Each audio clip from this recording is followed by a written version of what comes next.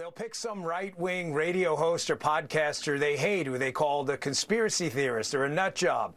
And the minute he says something against someone they hate, Donald Trump or, in my case, me, they'll be like, respected voice in the conservative movement.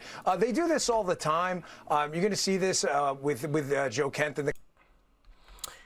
And that is exactly what we are seeing with Joe Kent. Let's talk about it. Let's talk about it.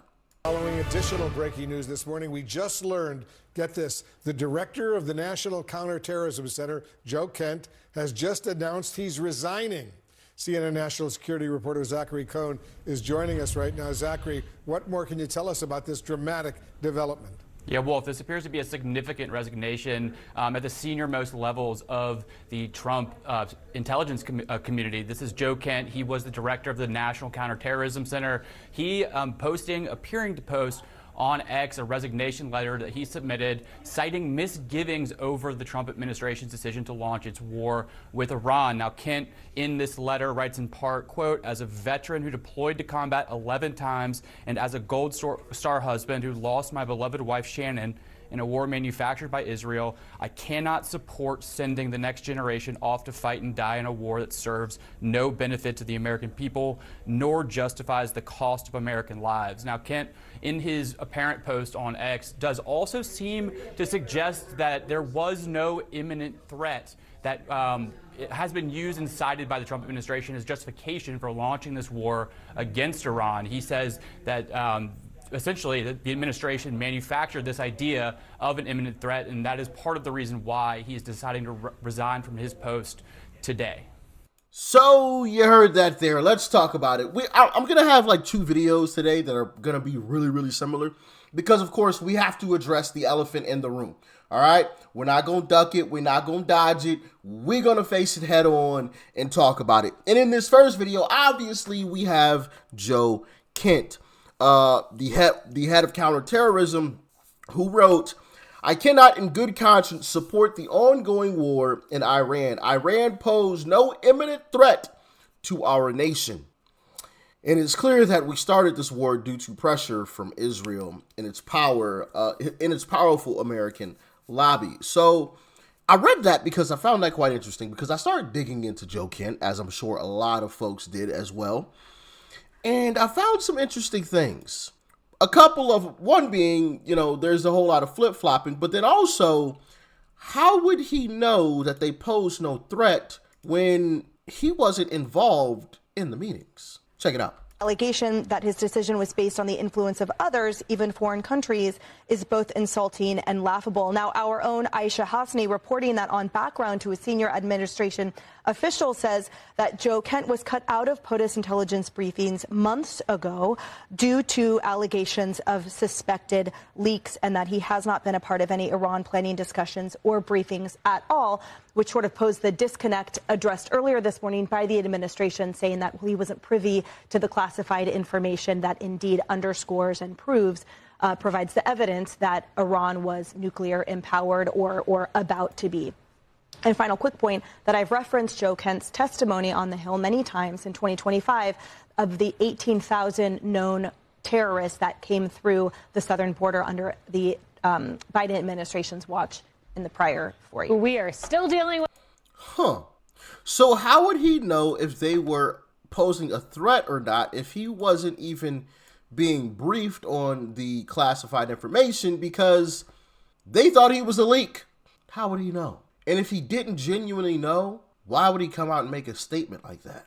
Like I said, I've got more to say about this entire situation because I find it quite weird that all of this is all happening at the exact same time. Everybody's saying similar things, kind of weird. It's almost like, you guys remember when mainstream media and Democrat politicians all started calling J.D. Vance weird? You guys remember that? It's kind of like that again, but here's Mike Johnson talking about the situation as well. Check it out. Resigned as the director of the Counterterrorism Center. He wrote that he cannot in good conscience support the ongoing war in Iran. He writes, Iran posed no imminent threat to our nature. It's clear that we started this war due to pressure from Israel and its powerful American lobby. How do you respond to that and to those other Republicans who say that this war is actually putting foreign interests above domestic interests. Well, that proposition at the end is clearly wrong. I'm on the Gang of Eight. I got all the briefings. We all understood there was clearly an imminent threat, that Iran was very close to the enrichment of nuclear capability, and they were building missiles at a pace that no one in the region could keep up with. They were far outpacing our allies and friends and us in our defense capability, because we had personnel, installations, members of the armed services, and civilians in the region. Iran was building up ballistic missiles at such a rapid pace, and we knew that their plan was to fire them upon Americans. The commander-in-chief and his administration had a very difficult decision to make.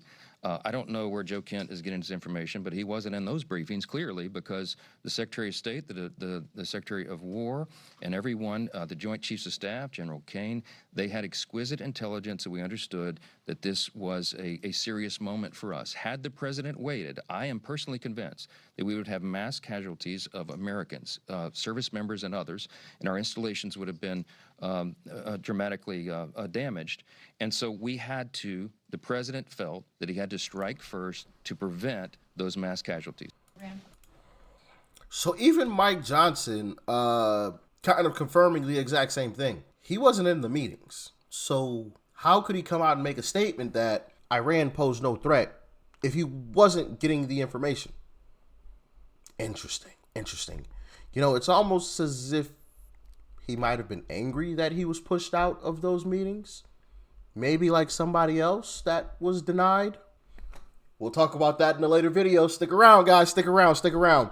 I did some more digging as well, and I started coming across some stuff that I found really interesting. Joe Kent heaped praise on Jared Kushner and Trump for supposedly bringing unparalleled peace and prosperity to the Middle East, which, according to Joe Kent, included fostering deeper military and political integration between the U.S. and Israel, one delusion after another. And here's Joe Kent's post.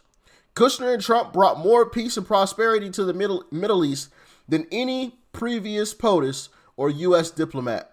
October 7 was Iran's way of breaking up the alliance between Israel and the Gulf states formed by Kushner and Trump. Iran was able to do this because Biden... wait, where was that? Let me pause that. Iran was able to do this because Biden gave Iran billions to fund their proxies. Yeah.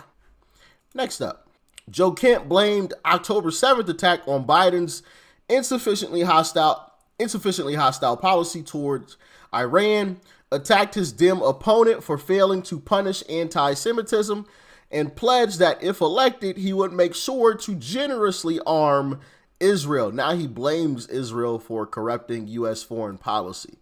And here is that. I am saddened and angered by the violent attacks against our ally Israel. You know, like the flip-flopping is just crazy. It's just crazy. Like, I have a sneaky suspicion as to what is going on here, but stick around. What do you think is happening, ladies and gentlemen? You let me know your thoughts, and I'll give you mine at the end of this video, all right? Or at least one of my suspicions at the end of this video.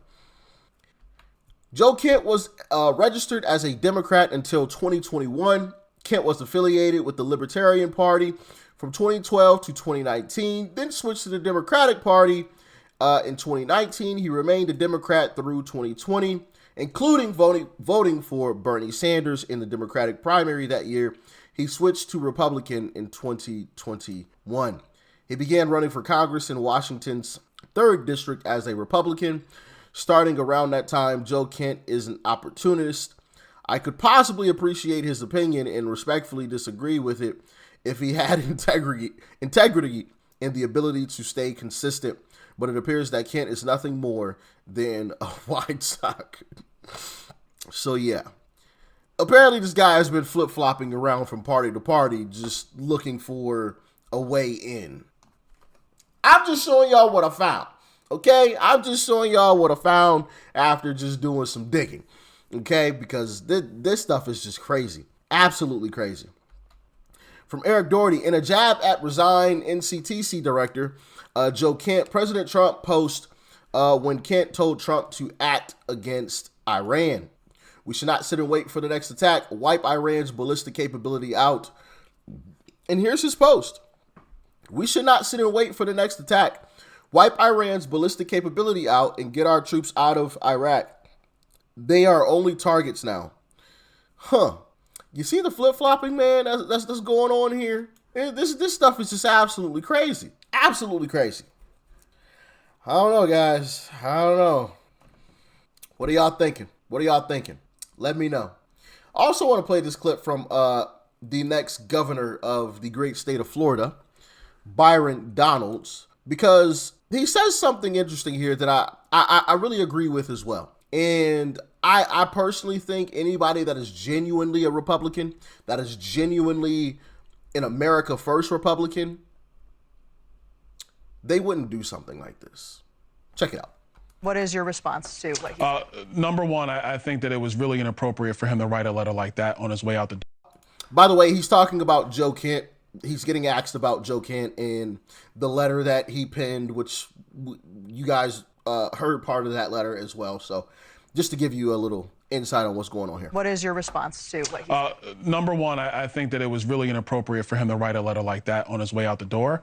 That's essentially trying to throw a hand grenade in while you shut the door and walk out. I think that's wrong. Number two, it undermines the commander-in-chief, and I think it also undermines our military officials who are in that region right now. Number three, and more importantly, and I think this is really for the American people, Donald Trump is not going to be cowed by the Israeli government or any other government. And I would add, knowing him and knowing several members of the family, I mean, if you talk to members of his family, they don't get him to make a decision. So how do you expect another country to force him to make a decision? That's not accurate. I think the president looked at the information in real time and said, this is what we need to do. And I think that was actually supported by the tweet that came out from DNI Gabbard, essentially saying, listen, the president looked at all the information and he made this decision. Yeah. What is your response? I agree with Byron. You know, coming out making statements that are quite pointless in my humble opinion. It's like throwing a grenade in the room and turning around, walking out and locking the door, you know, to a party that you say that you like, you love, in a country that you say you love.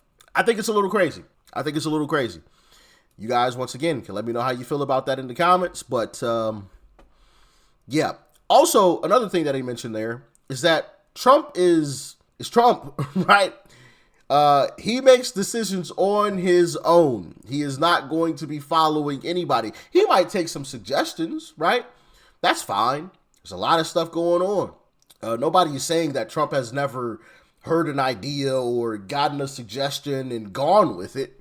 But at the end of the day, it's his decision. Because we have all seen, matter of fact, I'm going to play this clip from Chris Cuomo because he's pretty accurate with this. Check it out. But I'll tell you one thing. I believe that we know this president well enough. If it were true, he'd be saying it right now. He'd be saying, I shouldn't have listened to Bibi. Boy, did he have this wrong. Yeah. When have we ever known Trump to, like, not call somebody out on being wrong or something like that, right? Just saying. That's how I'm feeling about it.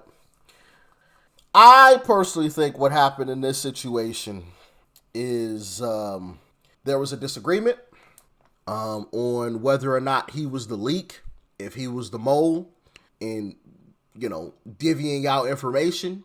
He got pulled from getting said information, in any classified information, and kind of put on the back burner. And he wasn't happy about it. Once again, this is just me speculating. I don't have any insider information. It's just me speculating. And he wasn't happy about it. And he's seen what is currently going on, right, with certain, I hate even saying this word, but I don't know what else, influencers, right? Right-wing influencers.